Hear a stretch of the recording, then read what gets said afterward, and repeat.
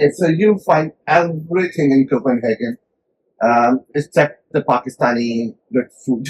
Yeah. What was the first big difference you noticed from your own country? Taxis.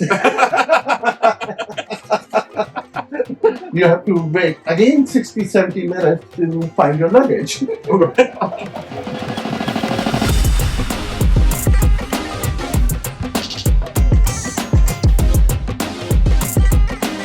Yes. Hi, Annie. I am away. How are you? Pretty good. Perfect. Would you introduce yourself? Yeah, my name is Ali Shahbad. I was born in Pakistan. I did my all education in Pakistan, particularly in business administration, such as graduation, master's, MBA, and then in Pakistan it's usually called as MPhil, which is a little higher degree in master's. I did my MPhil in supply chain management, but when it converted into international degree, it's again MS in supply chain management. Okay. And would you tell us when did you move to Denmark? We moved back in 2021. The exact dates are like 6th June 2021. Okay, nice. And would you tell us a little bit about the story? When did you move to decide out of your own country? Well, it's not we decided. It's the Danish Congress government decided to call us because we are three founders, me, EQ, and Waqar Hassan. And we are working on a very specialized initiative called Desktop, which is a digital sign language interpretation services. Okay. We connect deaf users with human sign language interpreters and through generative AI. So Mohammed is an engineer and I'm a sales guy and EQ is an operational guy. So we start working back in 2019 on that initiative from Pakistan. Then launched this company to Singapore. So we were there, residing there in Singapore. From there, we participated in a competition called the regional summit on startup ecosystem, and we got the first prize where Danish ambassador asked us, why not use scale to Denmark? We have a specialized program called Startup Visa Program. Really nice. So you can apply for it. And in fact, we can help you to get there. So we applied, we got the opportunity, and they connected us with the business development agency here. So then we decided to, why not move here? Because there is a lot of opportunities in the European Union. Okay, yeah, you're right. But when you were in Pakistan, did you have any plan to move out of the country before this situation happens for you, like you get the offer from the Danish embassies? But to be honest, on my personal capacity, I got an opportunity for US, but I never enjoy US, to be very honest. So that's why I never been applied for that particular opportunity. I got a permanent job there with one of the leading companies, but because for a blind person, the accessibility challenges and a lot of challenges. I visited US a lot of times, so I knew that sort of challenges. So I never want to be part of. But yes, if the precise answer for Denmark, we never knew like we be in Denmark before or could have been in Denmark in the future. So we don't have any idea. It's just a random element. Okay, nice. Now let's talk about your first few days after you arrived to Copenhagen. Yeah. How was the first impression about Denmark? Well, when we arrived here, it was 6th of June, and the Danish football team was doing very, very good in the European Championship. Okay. So from airport to our Airbnb, because initially we booked an Airbnb to reach there. Okay. And in Singapore and Pakistan, taxis or Uber, these services are very, very reasonable. So we booked a taxi to Airbnb because we didn't know about the public transportation and we have big luggage bags as well with us. So we all three ride on a taxi. It's like 40 minutes because of traffic. People were on the road cheering the Danish team. Okay. And reached to our Airbnb after 35 minutes of ride. Yeah. It was a very nice sunny weather. People are chanting. So we all enjoy the moments like, oh, it's a very happening city.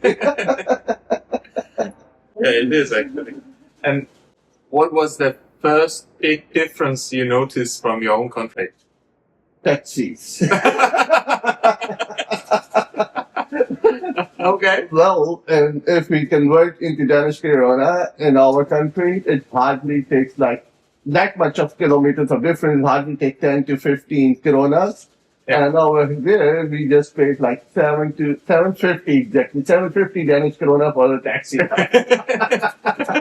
It's more than like 1,000 times higher. Yeah, okay. But we realized like, oh, here the public transportation is extremely good and efficient. So taxis are not, you can say, the final option which you have to adopt it. So Yeah, there yeah. are so many options. So That's right. yeah, so that does make sense for it. Then after you moved here, so what was your idea after living here for about a month? What were you thinking about, like Denmark, Copenhagen in general? Well, if after we thought about it's like 3-4 years now we are here, so it's one of the best cities or countries to live in. Particularly if you talk about work-life balance, the neighborhood, the government supports, particularly the expat population which is increasing day by day. So you find everything in Copenhagen, except the Pakistani good food. Yeah. Although there are a lot of restaurants, there are a lot of Pakistani expats here, but still not that flavor. But yes, except, and we can easily minus that if you have excellent environment, excellent neighborhood, excellent job opportunities, or growth opportunities is here, so why not? Okay, you're jumping to the last questions. I was skipping the questions about the food and all the differences for the ending of the video. So let's talk about it now. What is the difference between the food here from your homeland? Well, if you can cook yourself, you can cook anything because you will find all variety of food from halal options to the vegan options. So that's not. But if you go to the restaurants, yeah, there are a lot of vegan options, lot of vegetarian options, but particularly for halal options. If you particularly point on the cuisine of Pakistani cuisine, there are limited options. We don't find the real barbecue here. There are a lot of real elements, but not the barbecue, which Pakistani is one of what you can say main kind famous for it. Yeah. All the charcoal grill, chicken, lamb, mutton, and beef, but you will not find here particularly for that. But rest, yeah, restaurants are good. You can find Michelin star restaurants too. The local street food as well. Yeah. You can easily find that. Yeah, okay. Based on your story that you've told us, you're actually living with two of your friends here. Yeah. Right? What about the other friends back in your homeland? How is it living without, your friends and all your connections back in your homeland? Well, yes, obviously that's again one of the trade-offs which we have to do because families there, mom, parents, siblings, again, lot of good friends again. So we usually have that interaction, conversations. Some of wanted to visit Copenhagen, and initially some of us visited as well. They find the Copenhagen as well very nice place to live in. I guess some of them will opting to find certain opportunities, but still, as a global terminal, like there are a lot of immigrants and transitions, job opportunities are limited, so it takes time for them as well. Oh, okay. And have you been back to Pakistan after you moved here or Yeah. visiting your family? Yeah, we usually visit it once in a year, particularly on the Eid moments to celebrate Eid with the family. Yeah. Because we celebrated Eid over here once, so it is a little boring as well. Then, what is your feeling when you go back to your homeland? Oh, well, the thing started from the airport because the Copenhagen airport, Lufthansa airport is extremely efficient. When you took off and landed to Islamabad International Airport, the trouble probably started from there. Okay. You have to wait at least that's 60 to 70 minutes for immigration process. And it's not like we have a lot of tourists and a lot of people are coming. It's because of that inefficient system over there. Yeah. And then you have to wait again 60, 70 minutes to find your luggage.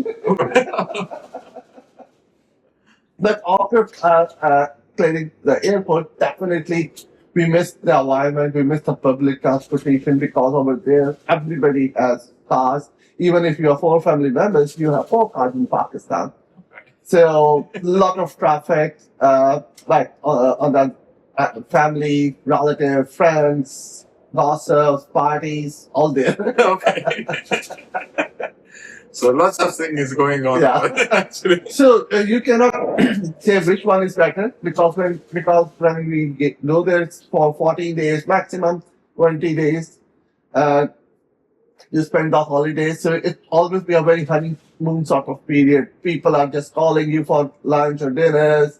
People are inviting you. So it's family visits and yeah, friend it's all fun. Okay. But definitely, if for the longer term, if you say there are challenges, particularly if we talk about the health system, if we talk about the transportation system, accessibility, and more importantly, now we are used to cashless payments. In Pakistan, still you have to carry a lot of cash. Okay. So probably one of the other good things in Pakistan is the food then. Yeah, that's food. Food is there. Food, you cannot compete with food. And what was your biggest challenge here in Denmark after moving here? Only one? Okay, really? Oh, there are not. So let me get back to the original story. When we landed, it was a sunny day. People were chanting, and we reached to Airbnb. It was a very nice Airbnb. It's very central. Like if we talk about from the central station, it's like 800 meters away. Mm-hmm. So very centralized area. So we find a very good place. So enjoy the food. We arrive on Sunday. So next day we have to apply for our resident permit cards.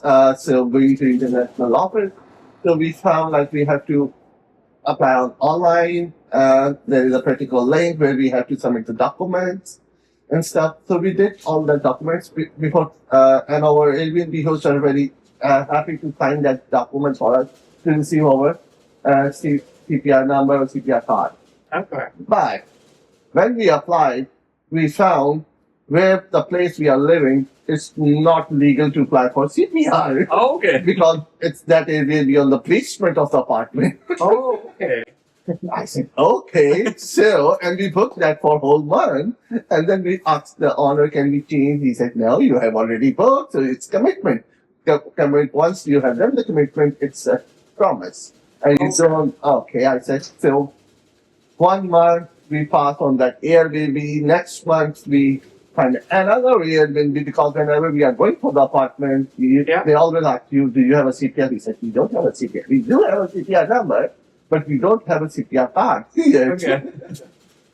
Then they said, we cannot accommodate you. So then we have to go another Airbnb. And again, he's very supportive. So I must say, people are super, super supportive in all kinds. And we opt for that Airbnb.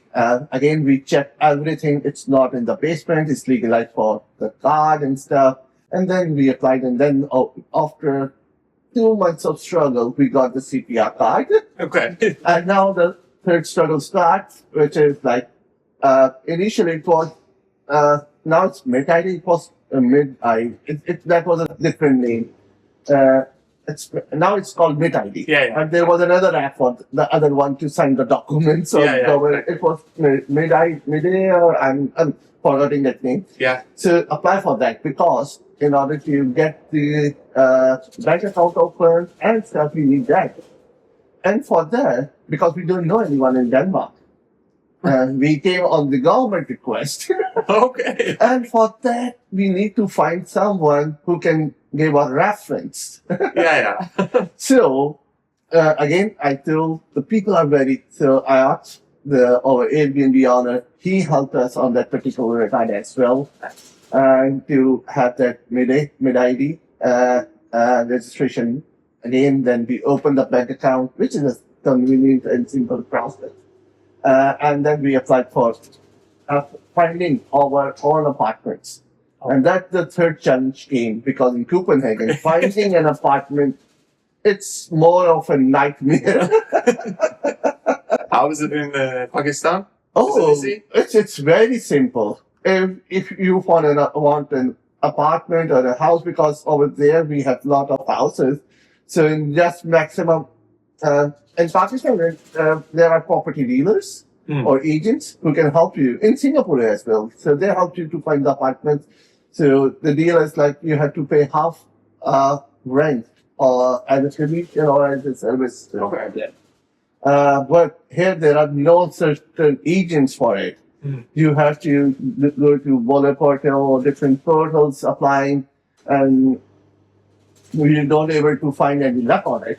Yeah, that's right. So that's one of the challenges. So then after that, we roam around in different Airbnbs for 5 to 6 months. Finally, our final Airbnb owner, his name is Hendrik, very friendly, he said, I used to live in Spain, so this is most of time empty, so you can rent it all. So, Okay. so it's then Mike has got the tick mark, then my other friends, because AQ is blind, so he's part of the blind community. So they have huge apartments here, so he got the apartment from the blind community, and third friend, Awamik, he got the apartment, again, out of Copenhagen. It's called, and he usually says like, it's greater Copenhagen, not out of Copenhagen. Yeah, that's right. Actually. It's not a really big city, Copenhagen. So. Over there, and finally we all settled in our own apartments. Nice.